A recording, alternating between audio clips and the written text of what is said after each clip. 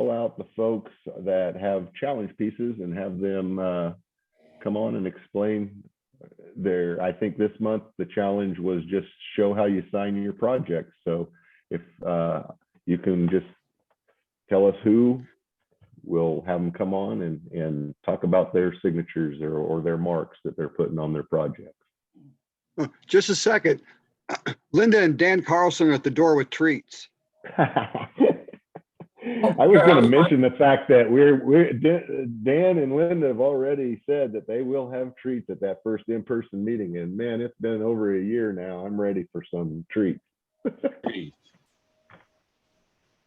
Okay, this is Ann Molina's logo. Okay, this is mine. You've seen it before, but I put this on most of my bowls and pieces that I turned. This one happened to be a cutting board that I made for the first time this last month, but basically it is my initials. That's an A and a C with just a circle around it. And that one I did on my, pardon me? What? That's burned in? That is burned in. Yeah, I did that on the laser here at the house, and because it was shallow, but I've also done it on the laser at the library. That's it. Okay, this is Anthony Harris. I brought two of them. This is a small signature that I did on the bottom of a pipe. And I don't burn these, I just press them. I had heard that you can heat your stamp a little bit and it won't burn, but it helps create the impression. I originally made this, I just signed my name a bunch of times until I found one I liked, and then made a graphic of it and sent that out and had the stamp made. It's got a USA on the bottom. That's just a lot of foreign pipe makers. And so the first person I talked to about signatures, they said you should put your country on it. And that's why I did it. That's about probably a little less than half an inch long. The next one. This is one I've had forever. It is the same graphic. It's just that this is larger, and this is, I don't know how long that is. I bet that's a full inch, maybe even a hair more. And it's made out of brass instead of steel, and so it takes heat real well and sends it into the, transfers it to the wood. That two small circles and a big circle is what I put on the bottoms of most of my things. And even though I have a third signature, which is probably only a 1/4 inch wide, I don't like to use it very much. And so on small things like boxes that I don't want to mar the finish on, I just use those 3 circles. That's all. And that's Dave Stalling. This is just the results of my $85 laser. And the reason I chose the spiral, it takes you from the beginning to the end of the project. And I thought created by gave the signature of the artistic contribution to it. So that's it. And it was turned. This is me. This is Chris.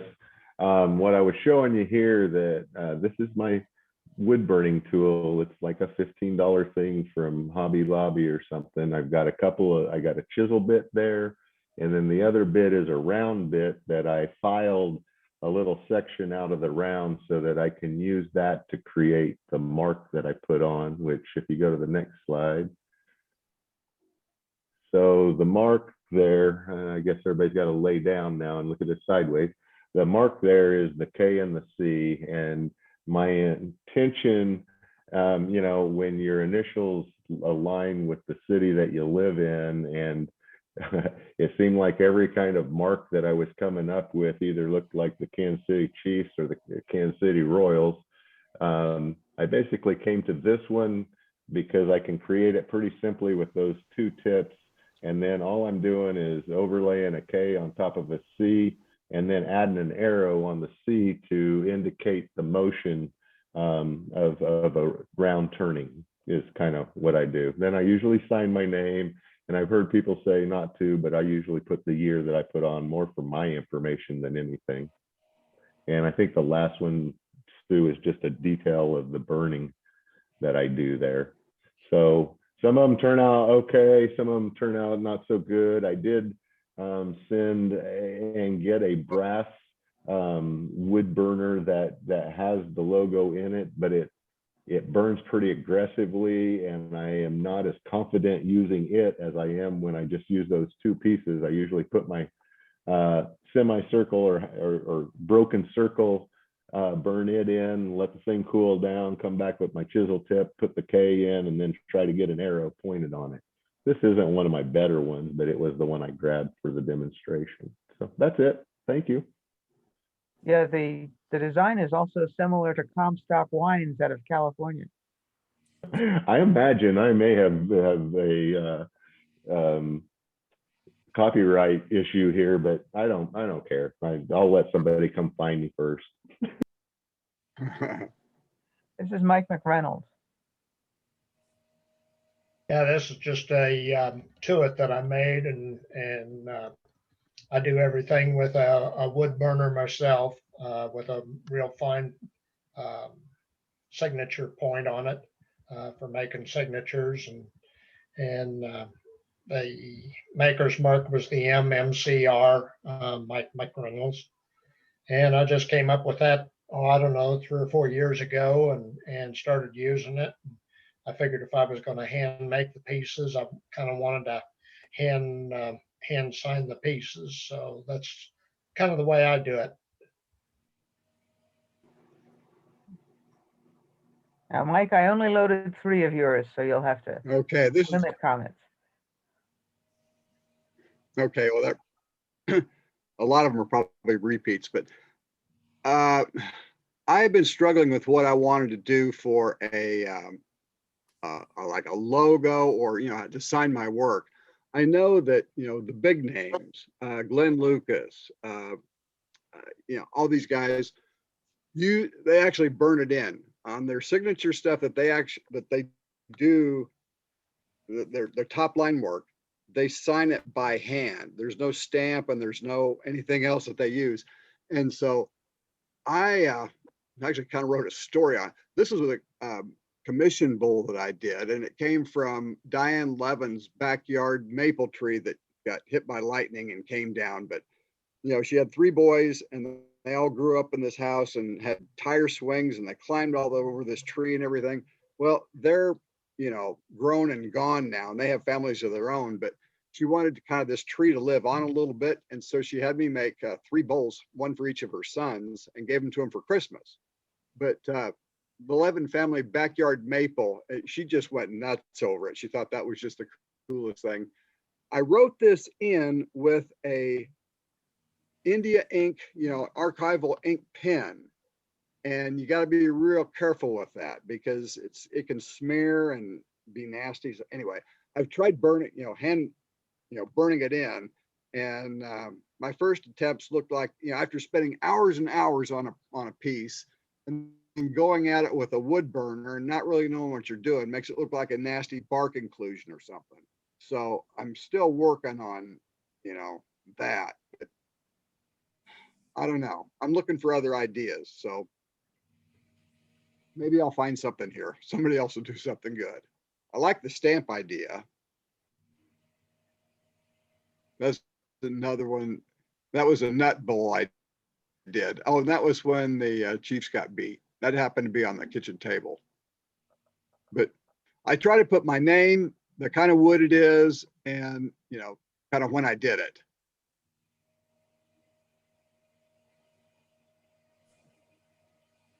Oh, and this was a piece for my my daughter's parents-in-law. Came from their, yeah, that came, anyway, I think it came off their farm. But again, I just wrote that in. And like it's smeared on the bottom there, underneath where it says for Craig and Jill Connell, I had a date, it's smeared. So I don't know. And this is Rick Bywater.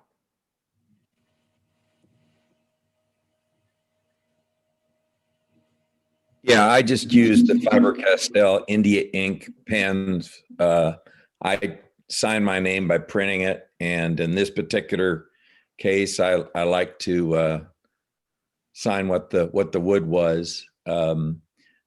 Most of the time, I date my work because I like to know the progress that I've made over the years. I still have my original bowl that I made 20 years ago, and then there's some things that I've made that I haven't dated, and I wish I'd known when I actually did the work, because it just kind of gives you good feelings with your progression. So anyway, that's that one. And then I think I sent one more in, Sue.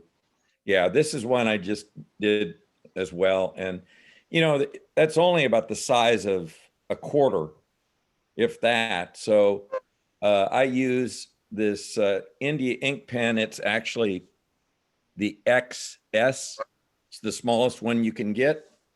I've had no problems with it smearing. And that's my story. And this one is mine. For those who haven't noticed it on my badge, my middle name is Janice, and my artistic signature has been S. Janice since 1982. So far, I have been signing with a Sharpie pen because it writes over wax. I do have a steel stamp with my signature for silver work, but that's way too small a scale to try to use on wood. You would never find it. And I think that's that for our challenge tonight. So we will stop share. I wanted to say something. I'm impressed by you people who have the guts to sign your stuff by hand. I have really bad handwriting, and so I probably signed that. Remember, I said I made a graphic of my signature.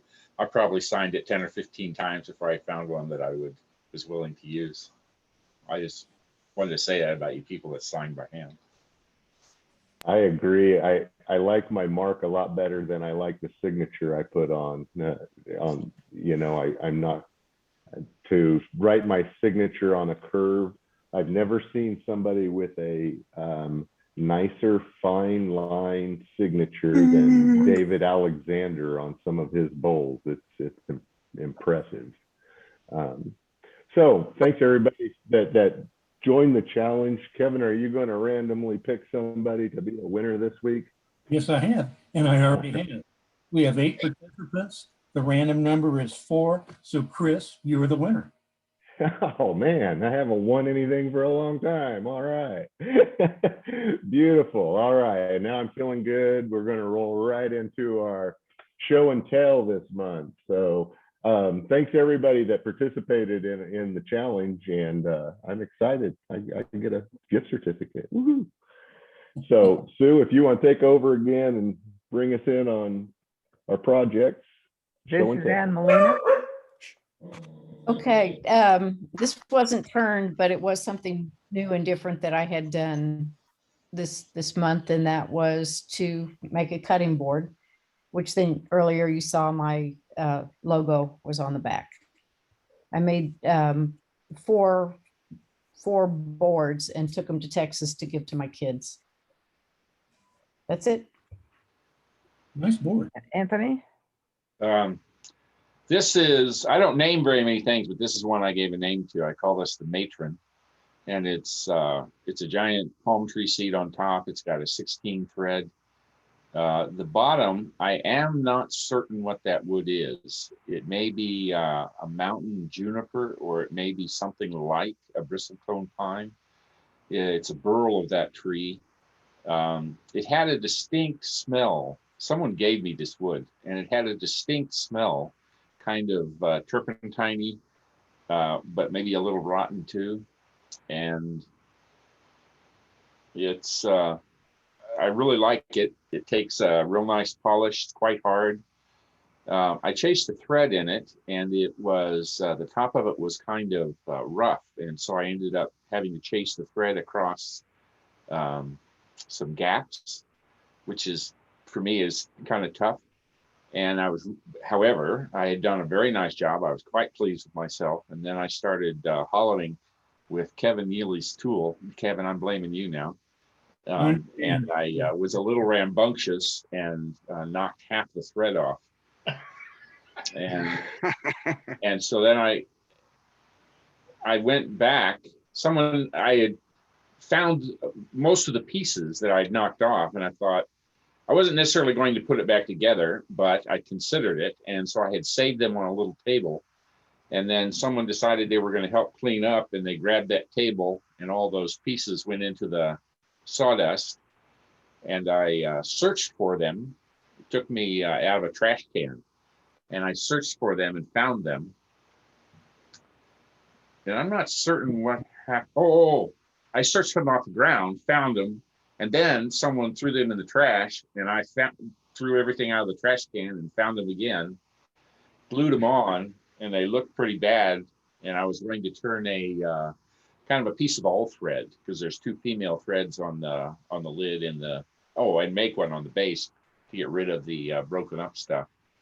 And instead, I just cut the top down so there's only 1 or 2 threads on it, and it worked just real fine. So I threw those pieces away. That's all. After you'd spent all that time hunting them down? Twice. That's a good case for not cleaning up. Yeah, that's it. This is a walnut crotch that came from my son's neighbor, and very nice. And it's about 14 inches in diameter, or 14 and a half, I forget. And the dark spot that you see is a marine boat penetrating epoxy with a brownish red dye. And I showed that the next one should show the epoxy dam around it and the epoxy poured into it. And what I found is with a chuck left in it and the adjustable benches that you can screw apart, make it possible to level the bowl so you can get the epoxy to just go where you want it. And so that set overnight. And that penetrating epoxy is the first time I've used it. It seems to be really neat stuff. It just takes a little longer for it to set up, but you can't pour more than like 3/8 of an inch or it'll overheat. So you don't want bubbles. So I think the front piece of this, the next one, oops, that's my sister's birthday present. But this is the crotch and the feather, and it's the most prominent piece of feathering I think I've had. And I'm really, really pleased with how that turned out. And the good part of it is that area I filled on the back didn't come through in any place on the front. So I felt lucky as it could be to get that worked out. And so I'm really happy with the way that epoxy worked. And What, could I ask what you, on that last photo, the white dam around there, what material is that? just a play putty or modeling clay, artist modeling clay, and non-hardening. Okay. And just shove it in there, and it does not leak. It sticks good enough. If you press it around, that you don't have to worry about the resin running out unless you got a crack someplace. And that resin is very, very thin. So perfect. Thank you. And just for the grins of it, my sister's birthday was the 7th, and that was an oak fence post that I've been laying around a long, long time, and it is slick as glass, and it does not have sanding sealer on it or anything. It's just sanded about 400, and it's, I think, the best piece of oak sanding I've done. So anybody have experience with it, I'm happy with that. And a captive ring didn't break. That's all of them. Okay, this is Chris Boyne. This is, I needed a vase for a art project that I was doing. So I took some of the flute wood that we got and made some segment rings and created this vase. One interesting thing was this center band and the top and the bottom is made out of some wood that I got there from the flute maker. That's called Buddha. And if anybody hits any of that, you will know it as soon as you cut it, because I kept That's like thinking there Buddha? was somebody with cologne on behind me when I started cutting this thing. It has a aromatic, it's actually used for essential oils, they said, but it has a men's cologne smell like you wouldn't believe. And it's just wonderful. And when you turn it, same way, as soon as you cut across it, man, it just like, you think somebody's dressed up behind you or something. So if you go to the next one, Sue, it's just, I think, another visual of that, looking down into, you know, how that Buddha wood is just so nicely striped and everything. And I do use multiple colors, kind of winding through the rest of it. And then ultimately I'm going for, if you go to the next slide, I'm trying to work that flower that I did on one of our challenges a while back into the vase. And I'm trying to get actually both of the flowers. The leaves that I've got there are dyed pieces of figured maple veneer. And it is almost a very realistic looking leaf when it's done. So I also have done some wood bending on some dowels to get me a little curve in the stem that I'm using there. So that's my little show and tell this month. Very This cool. is Rick Tucker. This is the lid of a little box that I made, which should be in the next photograph, but I incorporated a dime.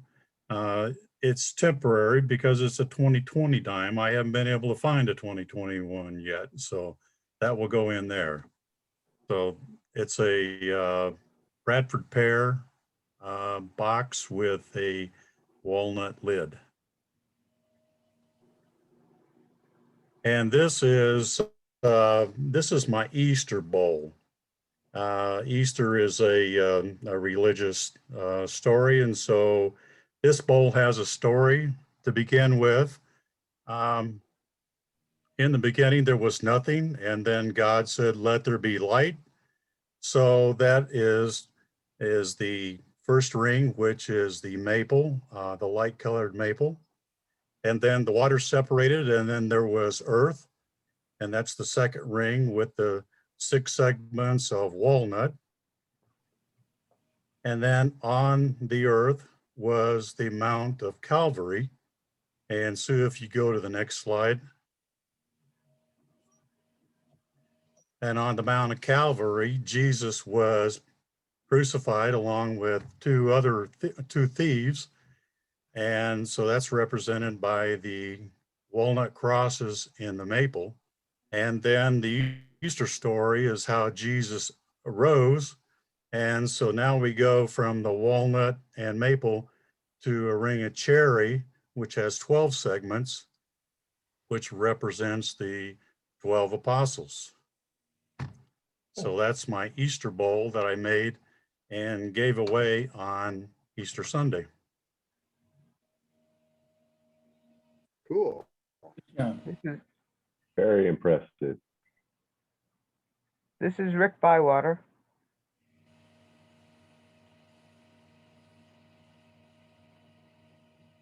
Not much left Okay. of that log. Okay, so Effie's neighbor cut down this pin oak, and so that was actually the very top part of the tree. And so I wanted to try and duplicate the French guy, O'Day, and the left side I tried to sandblast all the way through, and I spent 3 hours trying to sandblast that, and I just could not do it. I have a Harbor Freight sandblaster, and if you go on the web, there's people that say you can upgrade that sandblast unit, and it's going to cost about $750 to do that. And I just didn't feel like I wanted to spend $750 to sandblast that piece. So I finished the right side real smooth. And on the next slide, you can see how I signed it on the very bottom. Again, with the India ink pen. And it's very thin. I mean, that whole piece, you know, it goes all the way through, and it may be 3 millimeters thick. So it's got some warpage to it and everything else. And I used and I've used it for 15 years, the standard 1/3, 1/3, 1/3 that Mike Mahoney recently told our club about. And the way I got to that formula was through Ron Kent, who was the original guy in Hawaii that used Danish Watco oil. And then there was a guy that I called in Hawaii, and he gave me the cheap linseed oil, polyurethane gloss, mineral spirits. So, and that's what I used.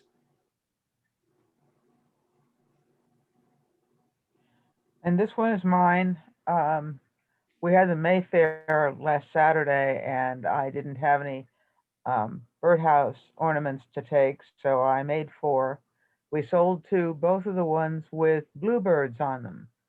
So it appears I need to concentrate on bluebirds rather than making too many varieties of birds. And that's it for the show and tell. Okay. All right. Well, thanks, Sue. Thanks for running through those with us. And I don't know, I think redbirds may be the thing next year. I don't know. You might have to do a little research, change it up. Redbirds are usually popular, but I have to be careful to make sure I leave a crest on top for them. Okay. All right. Well, I think that kind of, we're running pretty late here, so I want to wrap up. Did want to mention Mike Thomas shot me an email and said, Rick, we've got you locked down for our very first in-person demonstration at the shop. You're going to be showing us some resin techniques, I think. So thank you, Rick, and thanks, Mike, for getting him locked down. And we're looking forward to getting back in there and being in person again. So hope everybody enjoyed what they saw tonight. I thought the demonstration was excellent. I really enjoyed all the things that we had in the challenge. So until next week or till next month, unless somebody's got something to say, I'm going to give you a chance. If anybody's got something to add here at the end before I cut out, go ahead right now.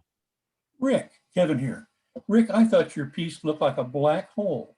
You ever seen a drawing of a black hole, you know, theoretical? You know, I have. The event horizon in our universe, and then it goes through the event horizon in the other universe. That's what it looked like to me immediately. It's a vortex. Yeah, well, and again, this O'Day, I forget his first name, he sandblasts through the whole thing, and those radial lines hold the whole thing together. And I think it takes a real long time and a lot of patience to sit there and try and sandblast a piece of work all day. You know, I mean, it can be very monotonous. So that was sure a good turning. More power to him. It was a very difficult turning. Good job. Okay, guys. And if no one noticed it in the chat, the dates on the AAW virtual symposium are July 17th and 18th. So I had it a month off. So July 17th and 18th is Saturday and Sunday. Thanks for reminding us, Sue. All right, guys. I appreciate everybody hanging out there today and hanging in there tonight. So thank you. And we're going to be Zooming again next month, but we're very close to getting back in the shop if you want to be there. So I'm excited. Thank you all. Have a great night. You too, Chris. Thank you. Thanks, everybody.